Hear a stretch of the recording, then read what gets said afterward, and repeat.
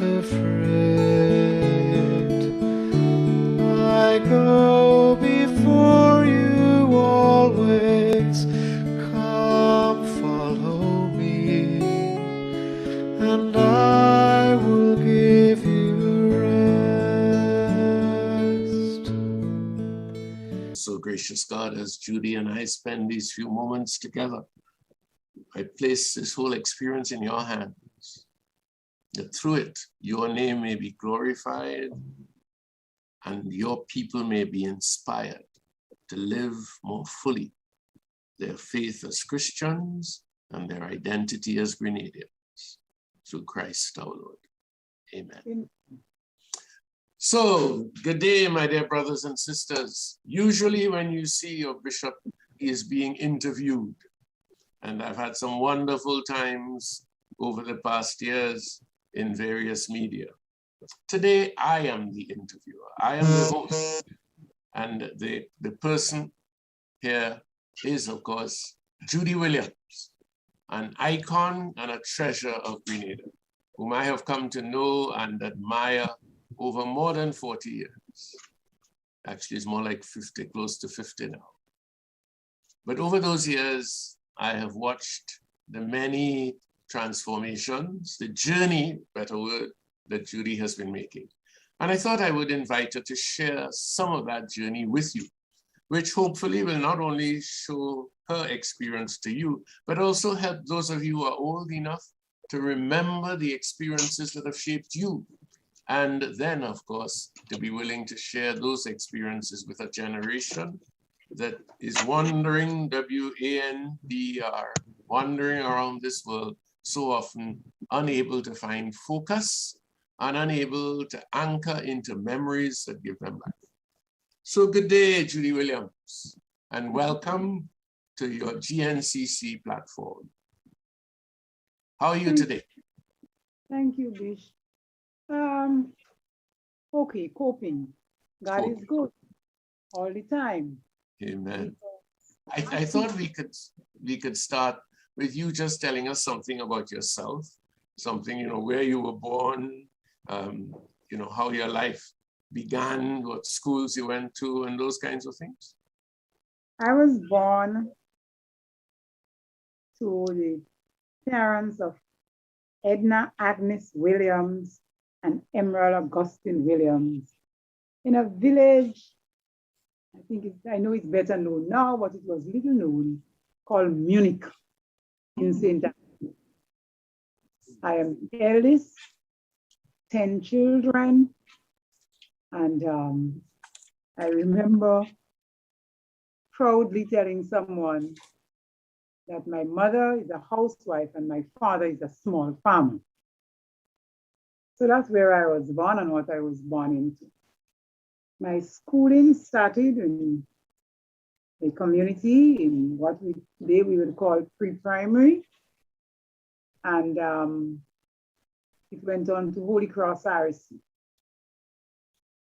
I left Grenada just about the time, before that I should say, squarely and fairly. When I did the entrance exam for St. Joseph's Convent in Grenville, the entire class of us was sent to do the exams from Munich RC. And my mother was very hesitant to have me go because she said to me, the teacher Vincent tell me, if you go and you're going and do the exam and you're going to pass. But I'm telling you from now, there is no way we'll be able to send you to St. Joseph's Convent. Mm-hmm. So fine, did the exam, and indeed I passed. And Mommy, I always remember this, tearfully, she said to me, when I came home with the results, before Daddy got home, she said to me, I want you to know that your father and I spoke of this, and we cannot afford to send you to St. Joseph's Convent. I had an uncle who was a young man who was a police officer at the time. And somewhere in the conversation later on, he said to her, he will pay the fees. And she said to him, the fees will be the easiest to pay. But every first Friday, they have to wear white. Every so and so, they have to wear this. Every time they have to do that. We're going to make alternative plans. But what has remained with me throughout the years, and I say this very proudly on this program, is that my mother looked me in the face a couple weeks after. And she said, when it was coming closer to schools reopening, and she said to me, I want you to know, look at me. And I looked at her, and she said, I want you to know that none of these girls, and she called them by name, some of my cousins and so, who will be going to St. Joseph's Convent, they are not brighter than you, and they are not better than you. Amen. Hold your head high. God is able. Mm-hmm. I reminded her of that about, I think it was in 2018. She's still alive, 97. What? And batting God good. Mm-hmm. She would normally, when she tells me something, and I say, but mommy, I don't remember that. She said, Judy, how you could forget that? So, how old are you, Judy? I am 76. Mm. So when we went for her birthday, and I sat by her bed and I said, I have something to tell you. I want to tell you this because I want you to know that I remembered. And I reminded her of what she told me. And again, my mother tearfully said, Judy, I really couldn't afford it. But you know what? You made me proud. She was then 95. Mm-hmm. So that's me. So, that's fantastic. So, I went on, of course, and went from there to do, secondary level work and went to John Donaldson, et cetera, et cetera. Mm-hmm. But that's my Grenada, Munich background. Mm-hmm. Yeah, I met you when you were a nun, a holy nun. This slim Grenadian girl, in the mix with a group of people from all the islands, actually, in those days. What was great about that experience of the convent? Because it must have shaped you in some ways, even though it didn't become permanent. It shaped me for life. It has really made me the person I am today. There are strange things happen in life. And when we believe in God, they're not so strange.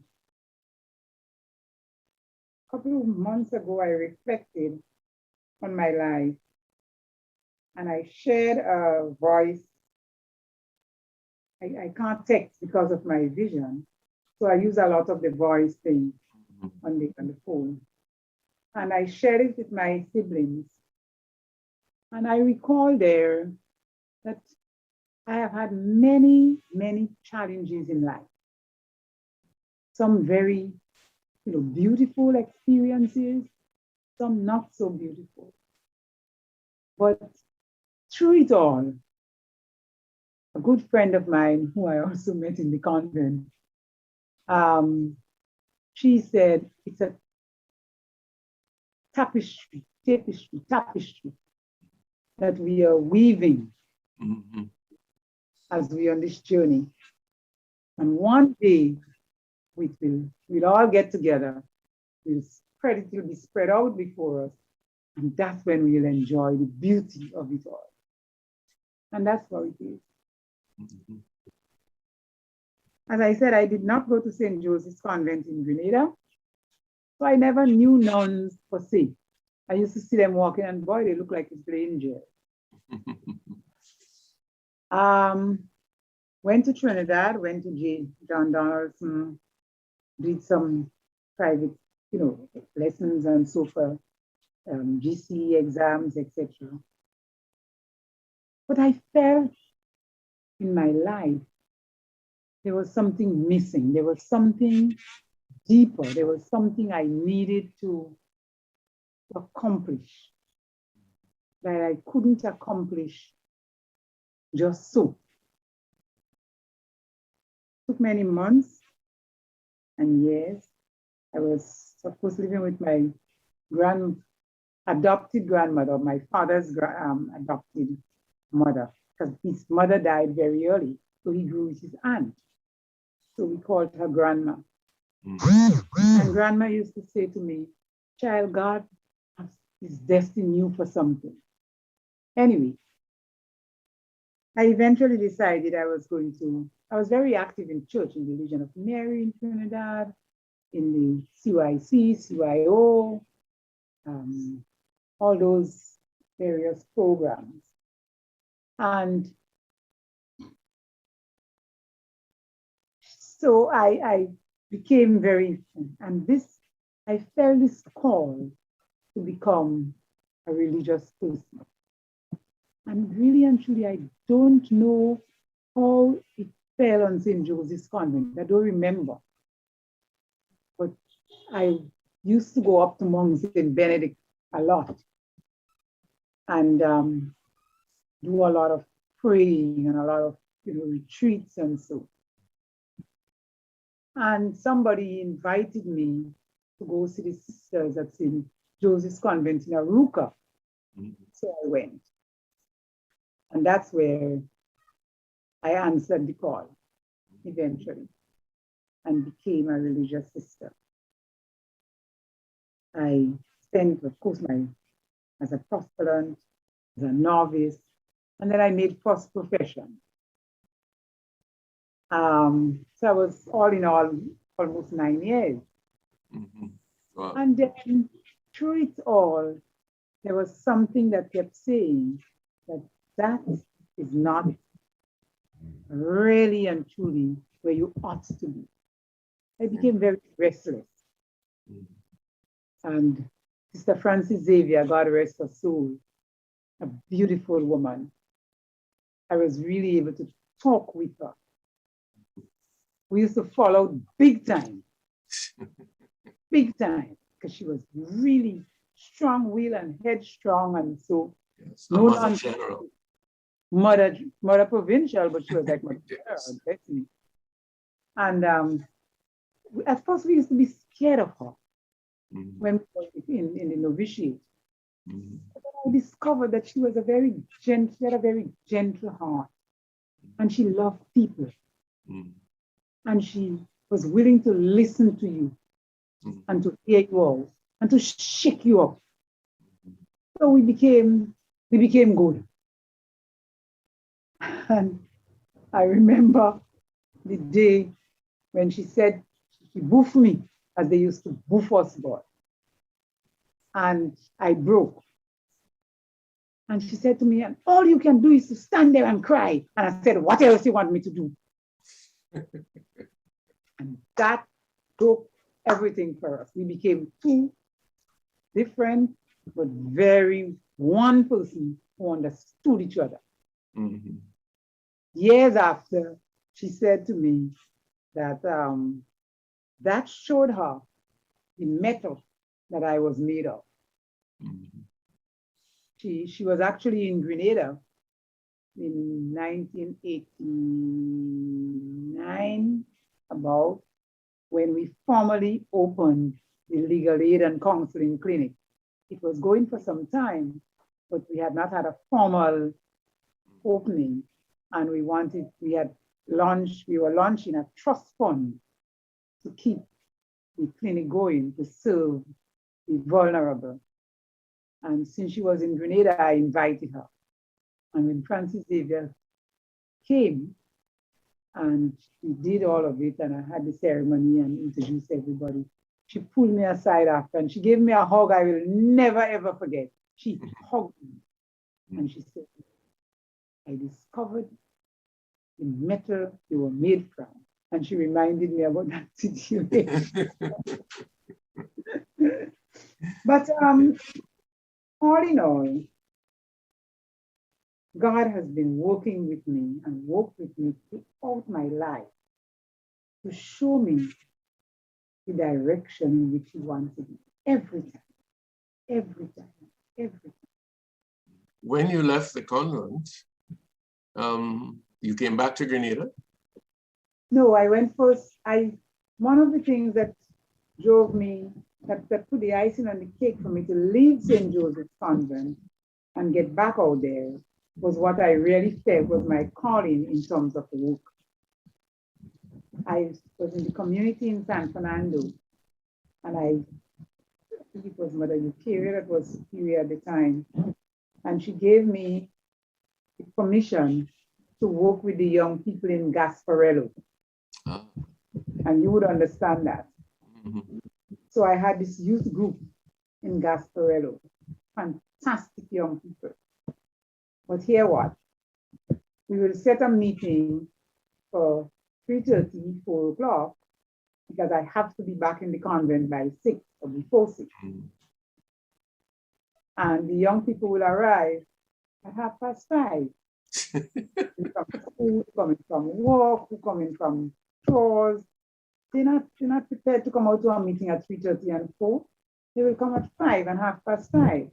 Mm-hmm. By that time, I would have done some home visit, house to house in the community, waited for about half an hour for them, and then take a bus to go back to San Fernando, and that's when they just started to come. Mm-hmm. And so I would dare to stay until 6:30. Mm-hmm. But that was not being a true obedient sister, because the rules of the convent says that all sisters should be inside by 6 o'clock. So fine, I decided that can't work. If I have to choose, I would choose breaking the rule and staying with the young people. So that couldn't work either. Mm-hmm. Anyway, eventually we were going to part company. And Sister Francis Xavier again, recognizing where the direction I want to go, wanted to get me to do social work. So she organized for me to go to the sisters in Dominica. Ah. They have the social center, which is still going, not run by nuns anymore, but there were the Belgian sisters there. Mm-hmm. So I went there and stayed with the work with them there for 1.5 years. One of the most beautiful experiences in my entire life. Mm-hmm. Walking all of these villages in Dominica. After this program, I'll tell you some of the experiences. I mean, really, really. Mm-hmm. And coming out of that, I then went on to Mona, Jamaica to do social work. So I did that. And it was after my social work program ended in Jamaica and I left University of West Indies.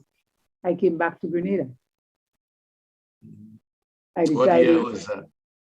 73.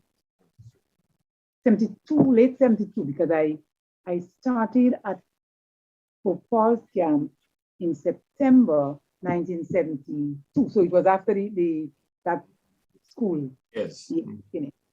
Mm-hmm. Great. Pope Paul's camp. Legendary place in the history of the Grenadian church. Huh. Tell us about that. Well, so that was the other experience, the other part of the journey that the Lord had been preparing me for. And it was at Pope Paul's camp, Bishop, that I discovered that in truth and in fact, that was what the Lord had been preparing me for. And that was what St. Joseph's Convent was meant to do, to prepare me for serving the people of God, the poor and the dispossessed, the vulnerable, the people at the bottom of the ladder, the people that matter, the real people.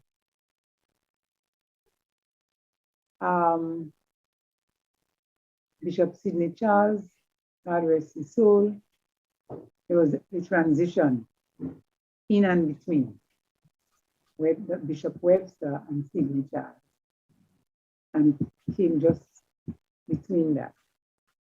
And I remember when he spoke with me, he said to me, there is this place in Palmis. He gave me a little background of how it came about and what Father Madigan had done, etc. And he said, nothing is happening there right now. The prime place for work. Take it and see what you could do with it. That was my job description. You know? So I saw what I could do with it.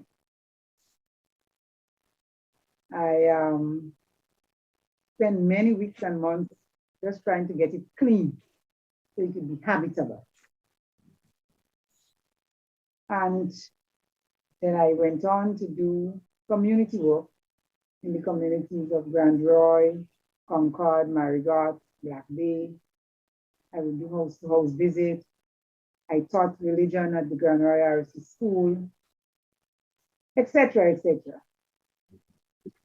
And then I worked with the young people. I started work with the young people. One of the things I discovered when I taught religion or catechetics in the school is that we really weren't preparing the children for life.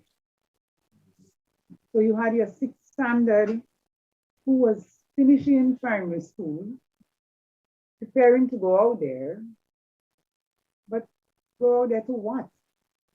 If they pass the school leaving, they have an opportunity to go on to a secondary school, some of them. If they didn't pass the school leaving, then nothing. Yes. Of course, I remember my own experience. And I started to work with them. So I would bring them in for retreats at Pope Paul's, call it retreat, but basically this is the workshops and sessions where we could discuss yourself. Who am I? Why am I here? What would I like to do? Who am I in terms of who is better than me? Do I see myself as having any place? You know, we walk through these things. And so around all of that, we developed a program of what I call popular education. Mm. And the work took off from there. So I was with Pope Paul's Camp literally for 10 years, including 79 when the revolution came in 83. But I did that.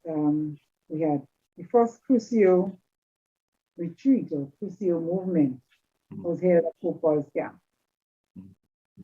The charismatic renewal and all the work was done through Pope Paul's Camp. And lots of other. We had all this, the CYO in Grenada developed and blossomed through Pope Paul's Camp. We had cadres of young people.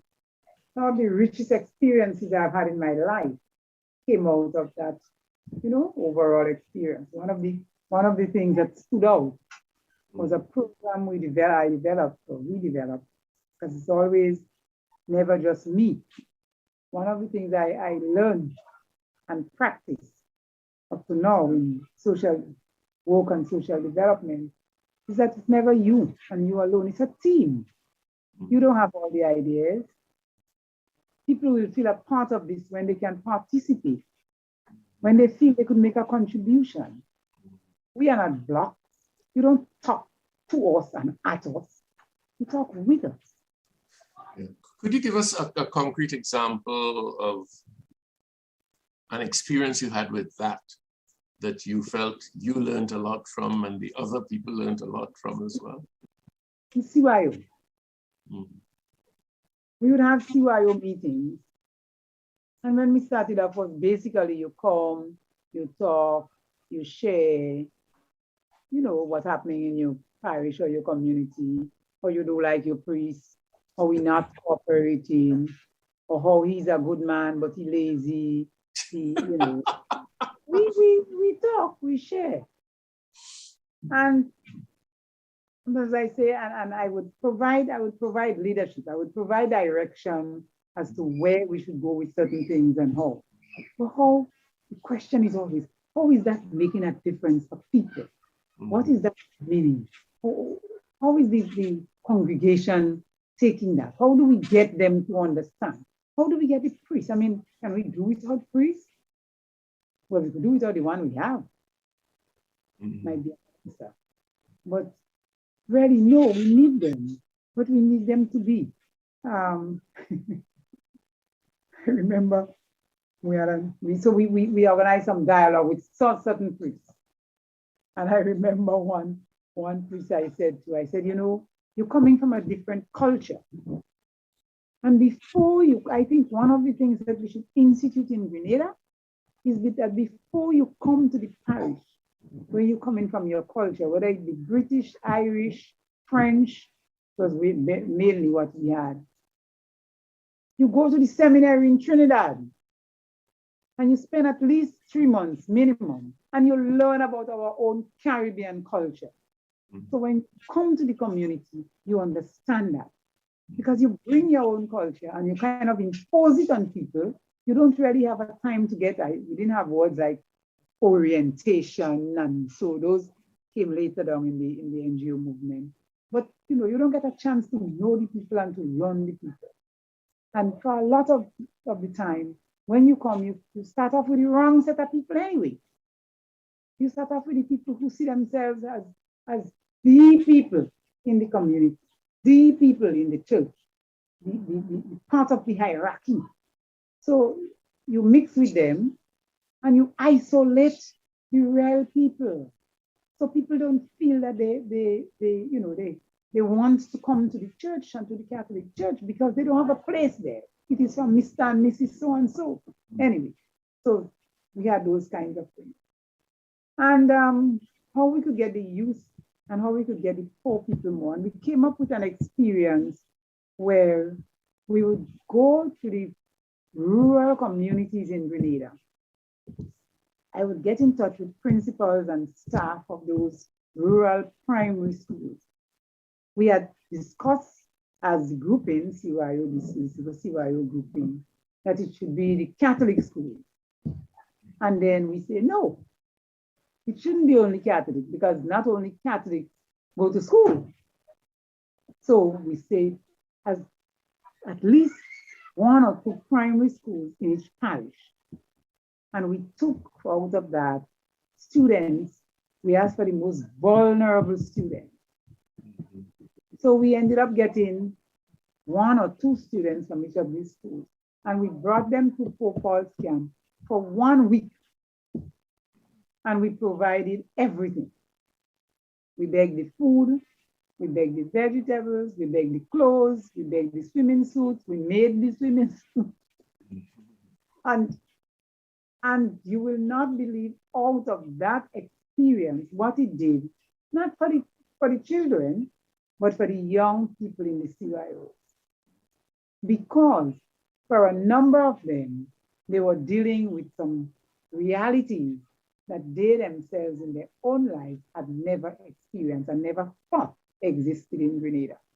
You talked just now about the relationship with clergy, but who are the priests who stand out in your mind as the priests who were most understanding of what you were trying to do, who shared the vision and were inspiring to the young people themselves as well? The Dominicans, early in the game, there was Father Bernard, there was Father Bernard Cadlett. Cadlett, yes. There was Father Francis, very mild, very gentle. There was Father Martin, and later on, there was Father Gilbert, peace and love. Yes. So I would we had some Kiltegans. Father Sean stands out for me. Mm-hmm. He came later. He came more closer to the revolutionary period. Mm-hmm. But Father Sean, Father Jimmy, and those were mainly because they were parish priests in Grand Roy. Mm-hmm. So they would be automatically the ones we would invite to come and share on the weekends, you know, weekend masses and weekend liturgy. Yeah. Good. So this in the Pope Paul's camp that I remember when I first went there was really a beehive of activity. It was. If you spend a weekend, all kinds of things were going on. And then the revolution came, you know. And what happened then? Would you say that you had a role in the revolution? Would you say that you were in the midst of it, or were you an observer? But just before we go on to the revolutionary period, mm-hmm. I don't think I will be fair in this interview if I don't share with you that almost all of the people, the leaders, people in leadership, in the church, in the society, the professionals that we have today, some of the people who came through this program, this Paul's experience, right? And I remember, and I would say that Deacon Cecil St. Louis, day of his ordination as a deacon, came to me and he said, Judy, this didn't begin a couple of years ago, you know. This is the fruit of Pope Paul's Center. Amen. Cecil was one of the young persons. And, you know, when I look back at it, most times I just have a good laugh. Because some of these guys were, you know, my age or a little younger than me, or in some cases they might have been 1 or 2 or even older than I am. And I'm in charge of Pope Paul Center. And I'm saying to them, we have these young people here. We tell them that they must go to bed by so and so time. And after you put them to bed, you come outside here and you're having a whacking good time, playing dominoes or drumming. So they would sneak away. Yes, everybody gone to bed and Judy's supposed to be in bed. And then they would go out there in the kitchen, you know, that kitchen big dining area we had. We had common room like. And they hear like Judy coming and everybody scamper. And I just laugh. I say, but you know, look at it. These are young people. They were teaching. They were, you know, they were not students. They were in professions. They were bankers. Alban John was already a teacher. Samuel Britton, Leon Charles, Ricky Charles. Wow, those are names. Yes. People like that who were, you know, living. And I never would forget the impression and the impact it had on me, because what you had was somebody going to work on a Friday. Bishop, you talk about commitment, you talk about dedication, you talk about patriotism. You're leaving home on a Friday to go to work and you pack your little weekend bag, because after work, you're heading straight to Pope Paul's camp for the weekend. Powerful. To take care of some young children who come up in some backward community in our language that you don't even hear about, like Monlong. And you have to be, I am the parent of this child, because when the children came, they had a parent. Whether it was a boy or girl, they had a parent, they had a mother or a father. And you were responsible for that child. And you had to make sure, and if you couldn't comb the child here, you had to find somebody to comb her hair, because it's your responsibility. And people took that. And I mean, when I think that I have had the opportunity in life to have lived through these experiences, God has made me into what I am today. Amen. You know, I think the work of Pope Paul's camp is still legendary.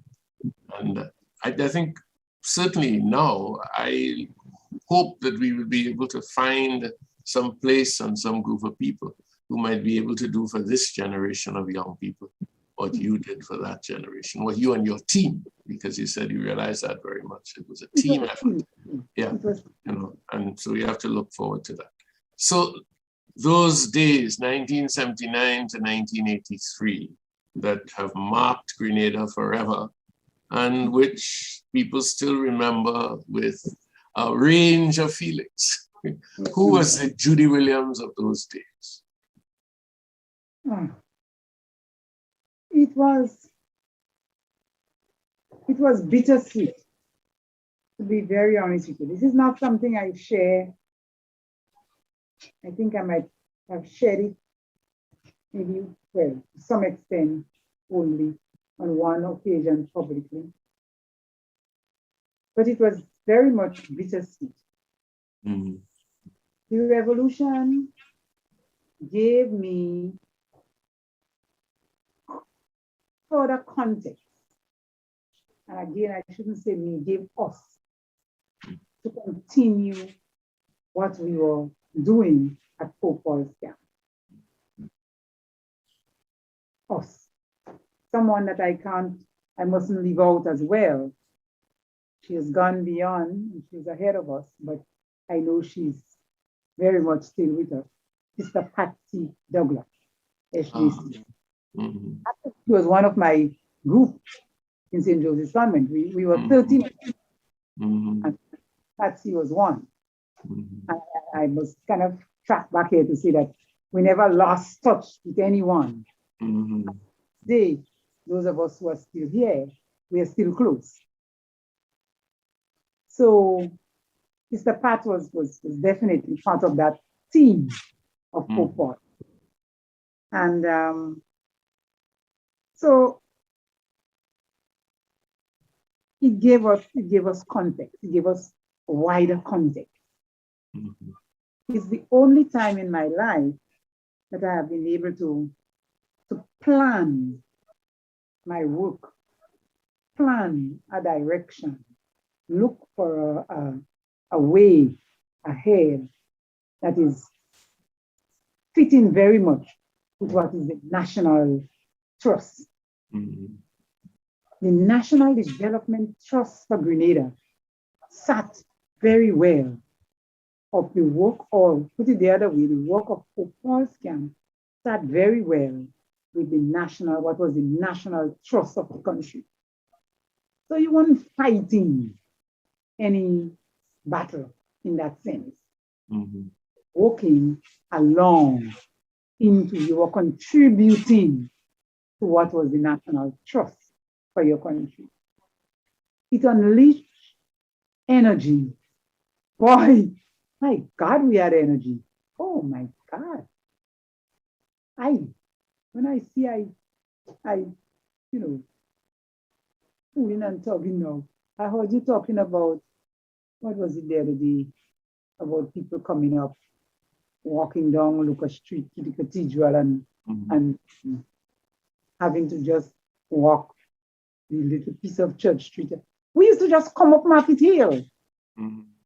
Come from wherever, you have a bus, the bus drop you in the market, you look up, you see Market Hill, that's where you're going because you're going up to what is now Norton's Hall for a meeting. You put down your head and you walk, and when you lift your head, you're up Market Hill. Straight and simple. One go. I mean, it's one go. But so it unleashed that kind of energy. Bishop, it unleashed pride. Pride. Mm-hmm. Not false pride, not bad pride. Good pride in people. You were proud to be Grenadian. You were proud to say, I associate myself with this process. That's how I feel. Mm-hmm. However, I mustn't take long, and I must hasten to add that was the sweet part. But the bitter part of it was that I was neither fish nor fowl. And that was the greatest pain. One of the greatest pain I have had to endure was during that process. A pain that you couldn't share with many people. Why? Because for the Catholic Church in Grenada, I had betrayed the church.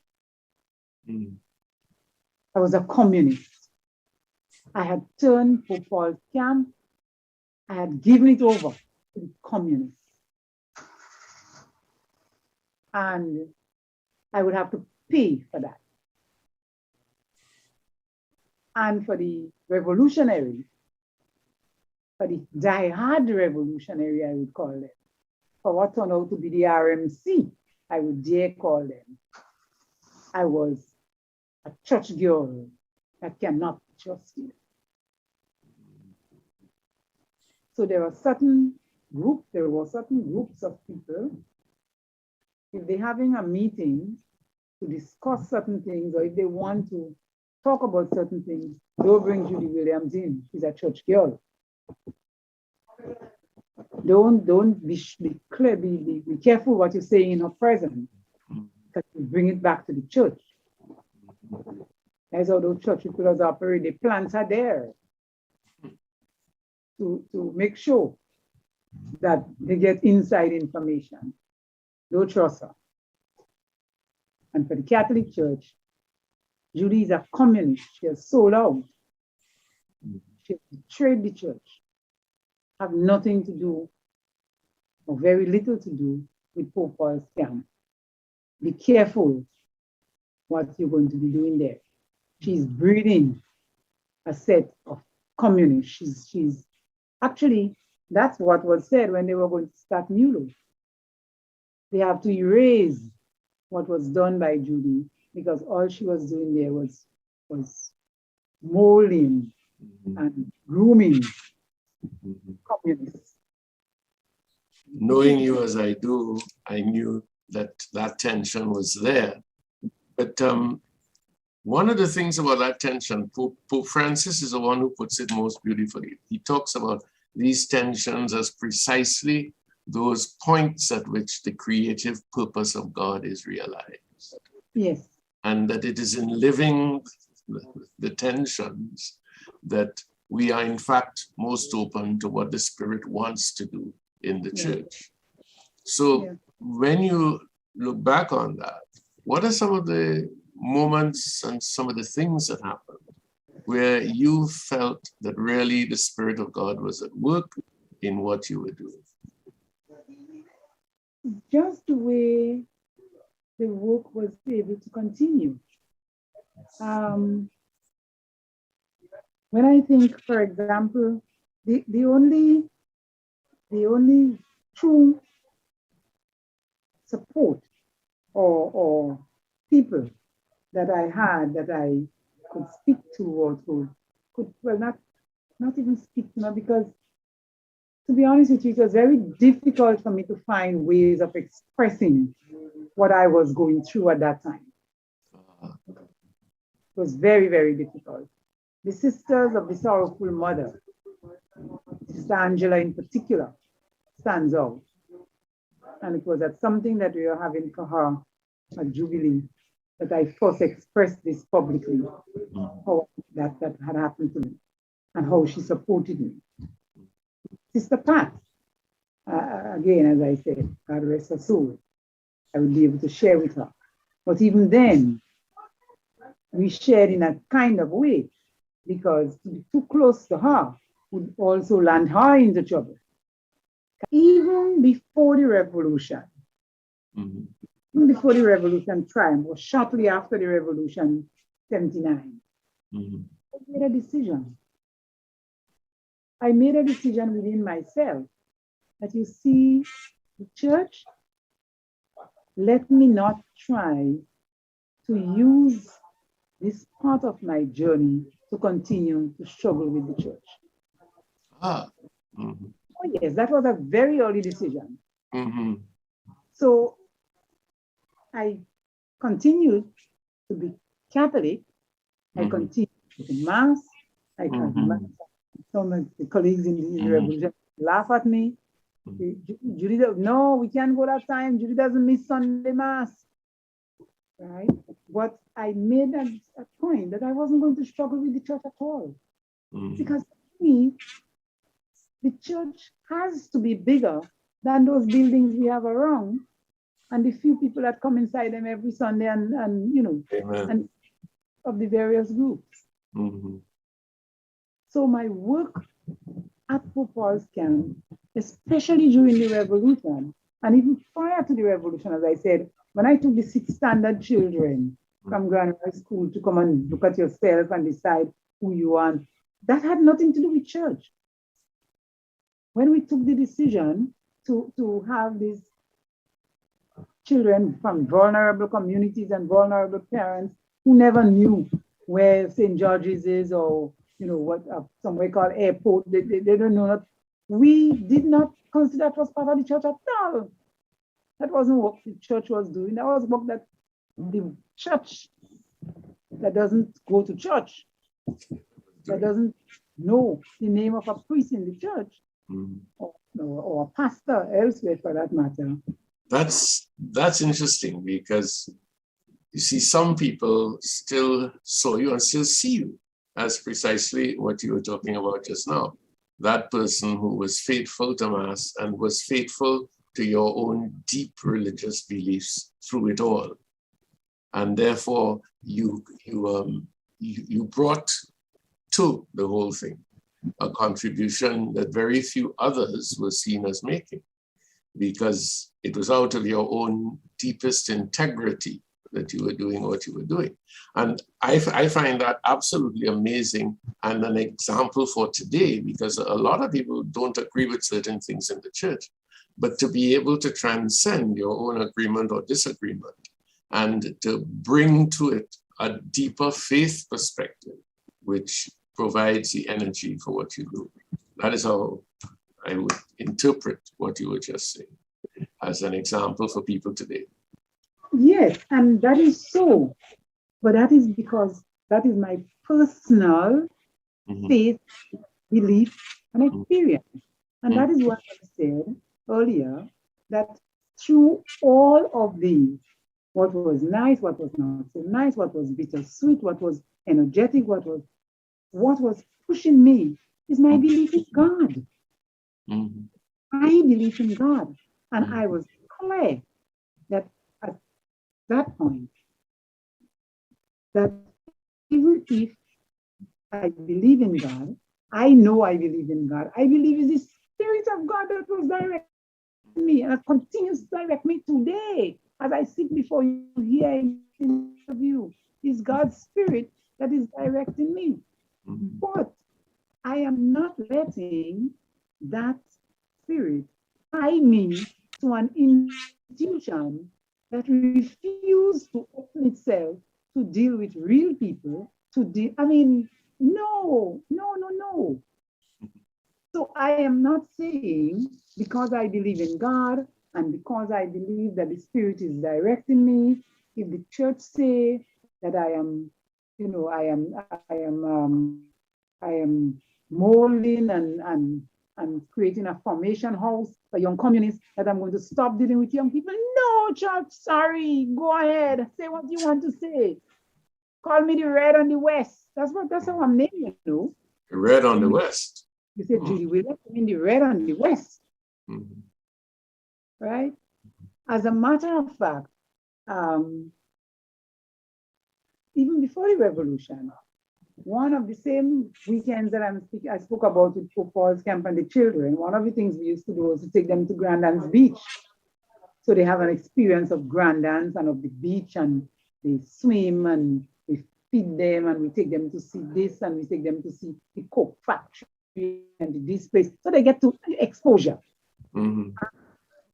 I wasn't able to go because I had to stay back and organize for when they come back home, and those of us who were there, we have to cook and we have to work. So I would stay home and the others go with them.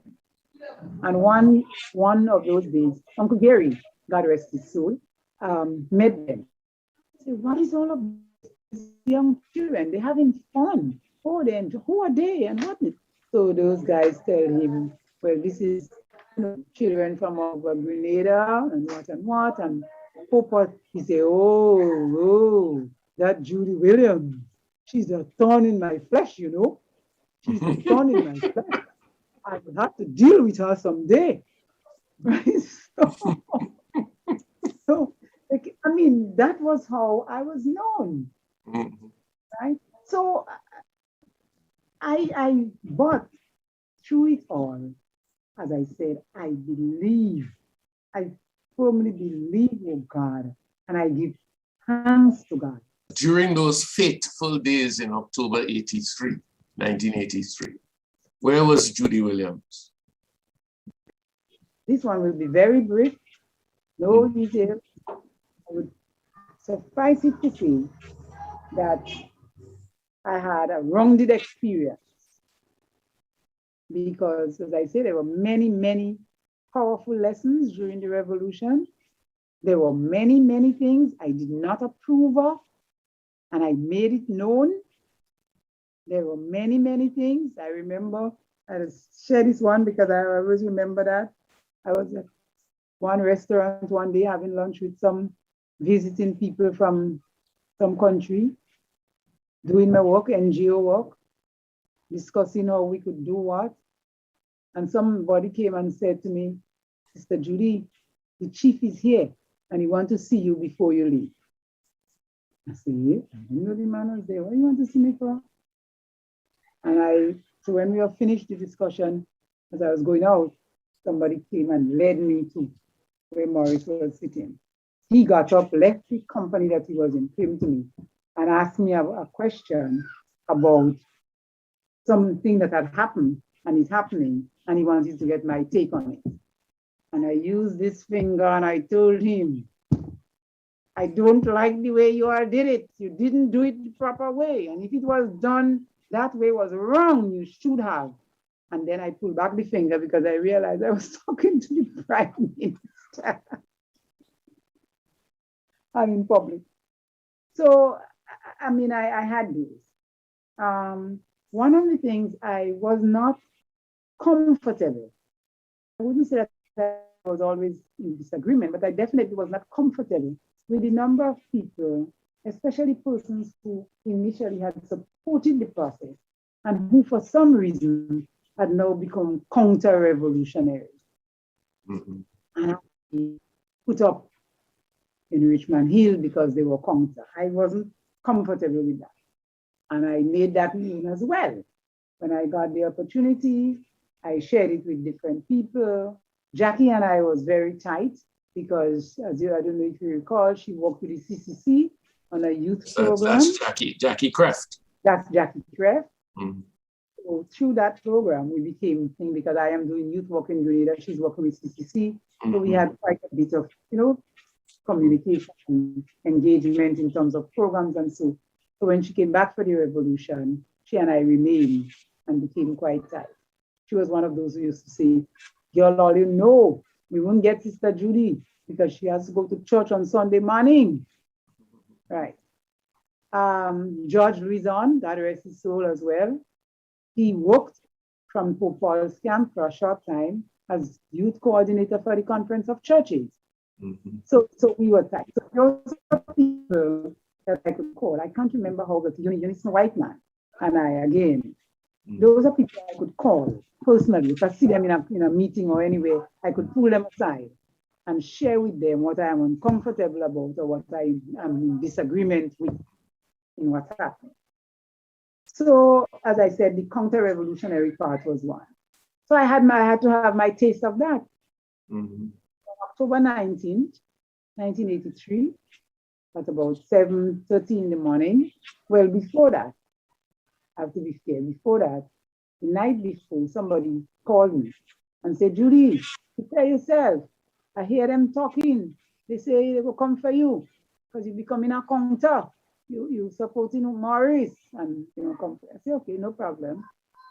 But as it turned out, I decided I was not going to stay at Pope Paul's camp. So I didn't sleep there that night. In the morning, I came in from where I slept, and shortly after that, I got a phone call. Judy, they come in. Some so and so, look, two people left, and they come in and they say they're going for you. So I say, okay. So I was kind of relaxed, and they came, two good comrades, two people I know very well, came and took me and said they wanted to chat with me. So I said, okay, well, let's go sit down because they tell me I have to come with them. So I went with them, and the place was Richmond Hill. Mm-hmm. So I had my counter-revolutionary experience of what it was to be jailed as part of, the whole process. Quite dramatic. Now, after the revolution was aborted and so on, you became even more active as a civil society leader. What did you see as your role in those days? Oh, well, if the truth is to be told, I went through, it was extremely traumatic. Mm-hmm. I mean, this one took the cake. Mm-hmm. And it took me a while. Mm-hmm. I was out of Grenada from November 83 until about June 84. Mm-hmm. I spent time with friends in Barbados and friends in Trinidad.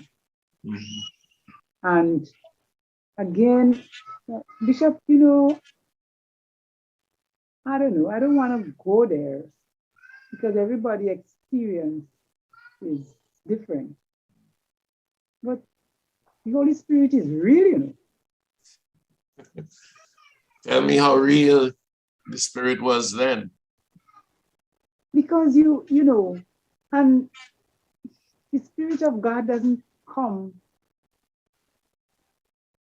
like tongues and rest on our heads in this modern times. The Lord find other ways. Because as far as I was concerned, it was over. It was over. You telling me that I become active and I become even more? What you talking about? I was finished. I was done. I didn't want to hear Grenada. There was no reason. But also, I know that I couldn't live in a foreign land. And when I say foreign, I'm not talking Caribbean, I'm talking, North America, Europe. That's not for me. That's not where I have to be. But it was difficult. And when I think about it now, it's only my faith in God. It's only because through it all, those experiences of me kneeling down with my maternal grandmother and reciting the rosary, even if I don't understand and we're falling asleep, but we have to say the rosary before we go to bed. It was those experiences of making those journeys up to Mount St. Benedict. And those experiences of St. Joseph's Convent. It was that belief, that faith, that spirit that drove me then, that kept at me, nagging at me. And I remember Lydan Ramdani. We had something in Trinidad to mark the collapse of the revolution and to remember Maurice and all those who were martyred on the fort. And I couldn't stand. I couldn't. And when Lydan said to me, "What are you doing?" And I said, one thing I know I'm not doing, I'm not going back to Grenada. And he said, no. He said, sister, Grenada needs you now more than before. I look at him and I said, you are here. In my mind, I said, this man had to be sick. What are you talking about? He's sick. He had to be crazy. Need me more? But days and weeks after that kept pounding in my head. And eventually, I came back after many months. If I could just bring it into the present, as you faced all the challenges of an evolving Grenada, evolving beyond the revolution, what were some of your big concerns? At that stage, at the early post-revolutionary stage, I was really too confused to tell you that I was clear about. I mean, I had all concerns you could think about. Because the revolution for me had given hope. Hope in particular to the poor and vulnerable. The people who didn't have a chance. I mean, look around the society today. Look at who were the people who got opportunities to go to Cuba on scholarship and come back as professionals. Who are they? That is a product of the revolution. We have people today who could proudly go to the bank or to any place and sign their name or fill up the form. That's a product of the revolution. Popular education. The popular education, right? The opportunity for scholarship to go up. We didn't know that. People who are doctors, I don't have to call their names, they know who they are. And we made them know some of them who they are. They would have never seen the light of day of becoming a medical doctor, a dentist, an economist, had it not been for the revolution at the time it came. I was very happy to see some of them promoting actively assistance for Cuba in its difficult times more recently. I understood it better then. Yes, right. But those are the big things in a way. What was not so, what the things that were not so big and so, the dignity it gave people. The dignity it gave people. I spoke about the pride earlier on that it gave people. They were happy to say, I am from Grenada. So when this thing collapsed and the manner in which it collapsed, what hope can you have? What vision? I didn't have none. As a matter of fact, the first thing I did, the first work I did, again, but I tell you, Lord, even this interview is helping me to come to terms with the mercy and the love of God for a wretch like me, Because the first job I got coming out of all of this in August, September of 1984 was to coordinate a young farmers program between Windward Island farmers and Canadian young farmers. Somebody actually said they picked me for the job. And that did a whole lot of things.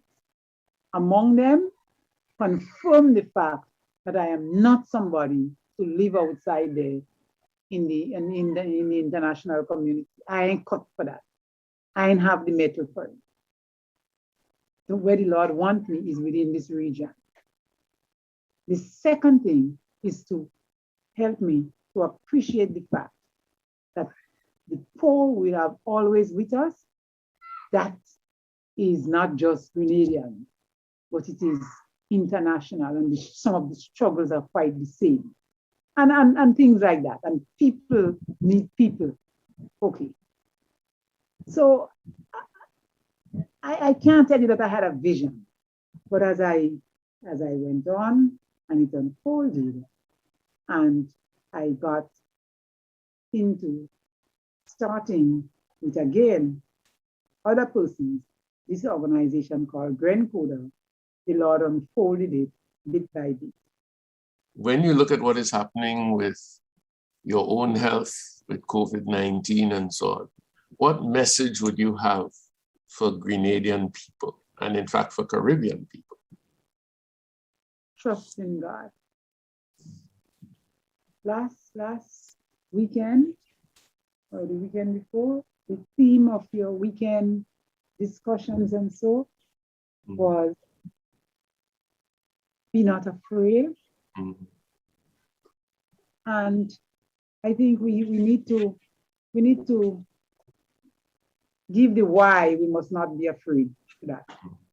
For me, it's great, but it's not enough just to tell us be not afraid. Why we should not be afraid. Be not afraid. Do not fear not, Mary. You have found favor with God. That was Gabriel's message. Yes. You don't be not he didn't just say don't be afraid. Do not be afraid because you have found favor with God. And Jesus' own words, do not be afraid. I'll be with you always. Yes. I am with you always. Do not be afraid. I will not leave you orphan. So I that doesn't say that the fear and the anxiety is not there. And sometimes I have to cry out aloud because it is so difficult. But through it all, I think we should know that God is with us. Amen.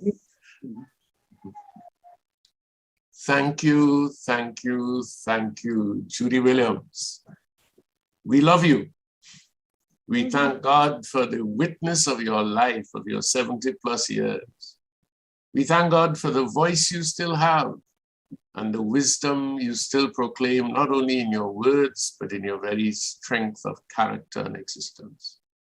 And may God continue to bless you and to use you in the service of his kingdom and of his Grenadian people. Much love. Much love. Be not afraid.